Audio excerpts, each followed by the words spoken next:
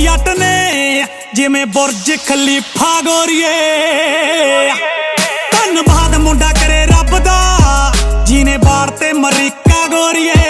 ਧੰਨਵਾਦ ਮੁੰਡਾ ਕਰੇ ਰੱਬ ਦਾ ਜਿਹਨੇ ਬਾੜ ਤੇ ਅਮਰੀਕਾ ਗੋਰੀਏ।